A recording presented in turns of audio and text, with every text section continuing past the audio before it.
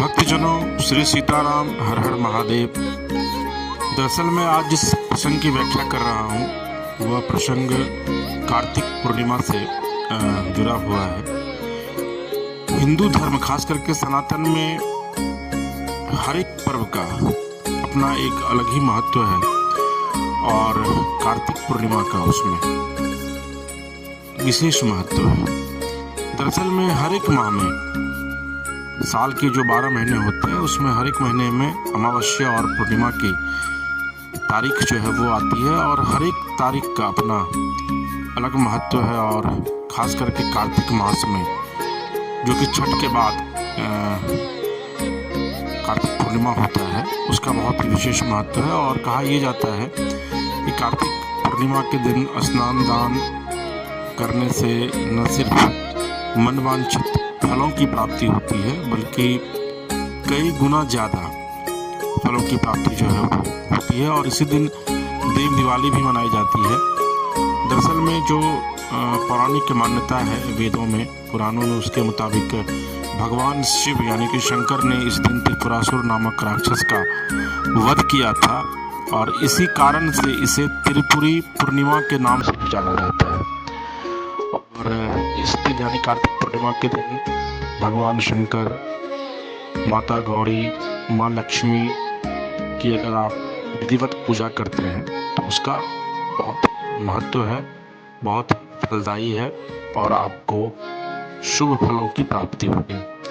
अब इस साल यानी कि 2024 में जो कार्तिक पूर्णिमा है वो इस बार क्लियर है, क्योंकि आप देखे होंगे कि चाहे वो दीपावली हो या फिर जो अन्य त्यौहार हैं वो हर एक दिन इस बार बड़ी संशय की स्थिति थी, दुविधा की स्थिति थी, लेकिन कार्तिक पूर्णिमा को लेकर कोई भी दुविधा नहीं है।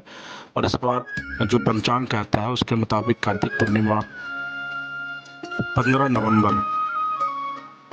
2024 को मनाई जाएगी और सुबह 6:19 से, यानी कि कार्तिक पूर्णिमा की जो तारीख है वह 15 नवंबर 2024 में सुबह 6:19 से शुरू होगी, जो कि 16 नवंबर 2024 को सुबह 2:58 पर ख़त्म होगी। यानी कि 15 नवंबर 2024 में जो इसका जो मेन समय है, जो मुख्य समय है जिस पर कि आप अगर भगवान को प्रसन्न करना चाहते हैं तो वो स्नान करने का जो शुभ मुहूर्त है वो सुबह 4:58 से यानी कि लगभग 5 बजे से सुबह 6:51 तक है। इस समय में अगर आप स्नान दान करते हैं, खास करके नदियों में स्नान करते हैं, तालाब में स्नान करते हैं, अगर घर में भी आप स्नान करते हैं तो माँ गंगा का सुमिरन करके आप स्नान कीजिए।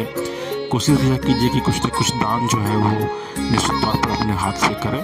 तो उसके लिए सबसे जो समय है वो सुबह के 4:58 से लेकर के सुबह के 5:51 तक है। इसके अलावा इस दिन सत्यनारायण भगवान की कथा करवाने का अपना एक विशेष महत्व है और उसके लिए जो पंचांग में समय निर्धारित की गई है वह 6:44 से यानी कि 7:15 से लेकर के और 11:15 यानी कि 10:45 तक जो है वो आप सत्यनारायण कथा अपने घर में करवा सकते हैं। और इस दिन जैसा मैंने आपको बताया कि चूँकि ये सीधे तौर पर जो उसकी कथा है वो महादेव से जुड़ी हुई है और महादेव ने त्रिपुरासुर नामक राक्षस का वध किया था, तो इस खुशी में देव दिवाली भी जो है वो देवताओं ने विधिवत मनाई थी।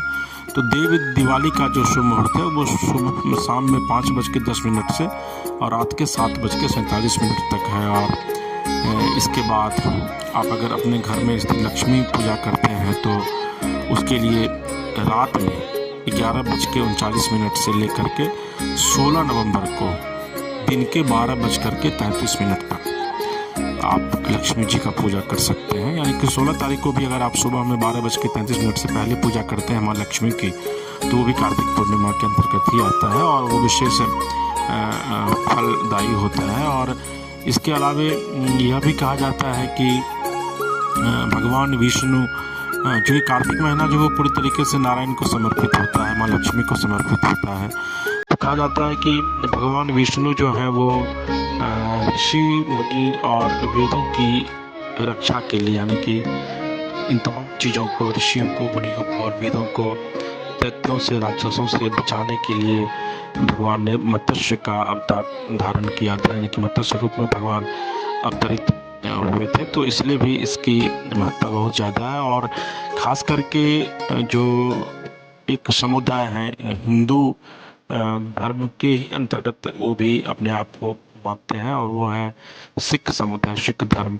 तो कार्तिक पूर्णिमा के दिन जो है वो सिख समुदाय के लिए भी इस दिन का काफ़ी महत्व है, क्योंकि जो उनके सबसे पहले जो गुरु थे गुरुदेव नानक जी, उनका भी जो जन्मदिन है, उनकी भी जो जयंती है वो कार्तिक पूर्णिमा के दिन ही मनाई जाती है। तो कार्तिक पूर्णिमा का अपना एक विशेष महत्व है। इसके अलावा ये भी कहा जाता है कि कार्तिक पूर्णिमा के दिन अगर आप गंगा स्नान करते हैं, जैसे मैंने आपको पहले भी बताया कि अगर आप नहीं कर पाते हैं तो घर में भी आप पानी को गंगा जल के रूप में सुमिरन करके स्नान कीजिए, दीपदान कीजिए, हवन यज्ञ कीजिए। तो इन सब चीज़ों से जो सांसारिक पाप और जो क्रोध है, जो ताप है, उसका नाश होता है। और इस दिन दान जरूर कीजिए, क्योंकि अन्न धन और वस्त्र दान का इस दिन में काफ़ी महत्व है। और जो भी लोग दान करते हैं तो उसको उससे कई गुना ज़्यादा प्रभु जो है वो देते हैं, नारायण जो है वो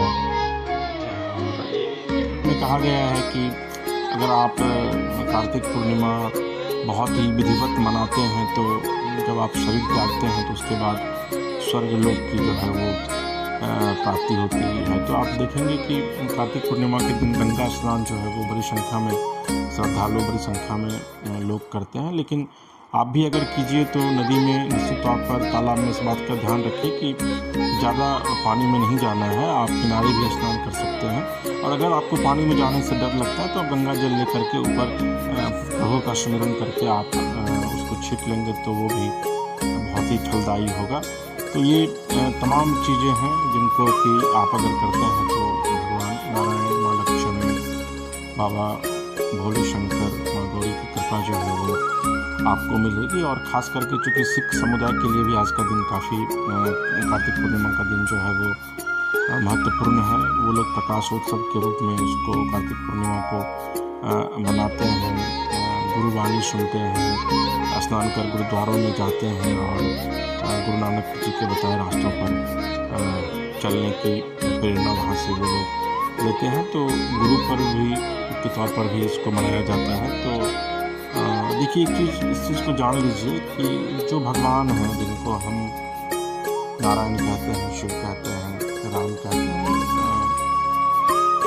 दूसरे धर्म में भी उनको अल्लाह कहा जाता है, नानक के रूप में, गुरु गोविंद सिंह के रूप में भी उनको अवतरित माना जाता है। तो ये बुद्ध के रूप में अवतरित माना जाता है। तो ये देखिए तमाम जो किसी भी धर्म में जो भगवान हैं वो एक ही हैं।